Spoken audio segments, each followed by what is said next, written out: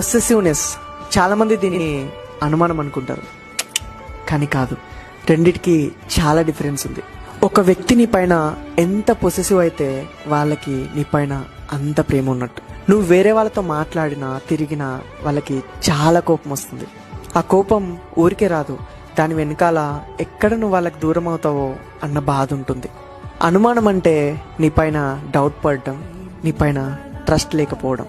Possessive అంటే నీ పైన ట్రస్ట్ ఉంది, కానీ అవతల వాళ్ళు నేను ఎక్కడ మార్చేస్తారో, తన నుంచి ఎక్కడ దూరం చేస్తారో అన్న భయం కూడా ఉంటుంది. నేను ఇందాకే గూగుల్లో పొసెసివ్కి మీనింగ్ చూసా. అక్కడ ఏం రాసిందో తెలుసా? నువ్వు మొత్తం నాకే కావాలి, నీ ప్రేమ, నీ అటెన్షన్, నీ కేరింగ్, నీ టైం, ప్రతి ఒక్కటి నాకే సొంతం. యాక్చువల్లీ ఇది ఇంగ్లీష్లో ఉంది, నేను తెలుగులోకి ట్రాన్స్లేట్ చేశా. కొంతమందికి ఇది అర్థం కాక నువ్వు నా పైన డౌట్ పడుతున్నావు అంటే నా క్యారెక్టర్ని బ్యాడ్ అంటున్నావా, నన్ను బ్యాడ్ చేస్తున్నావా అని అనుకుంటారు. అవతల వాళ్ళ మనసులో నీ ప్లేస్ ఏంటో, అసలు వాళ్ళు నేను ఏ లెవెల్లో ఊహించుకుంటున్నారో నీకు ఎలా తెలుస్తుంది చెప్పు? ప్లీజ్ లవ్ని, దాని వెనకాల ఉన్న పొసెసివ్నెస్ని తప్పుగా అనుకోవద్దు. ఇంకా నువ్వు హ్యాపీగా ఫీల్ అవ్వాలి ఒకరి నీ గురించి పొసెసివ్ ఫీల్ అవుతున్నారంటే. Please don't misunderstand your loved once.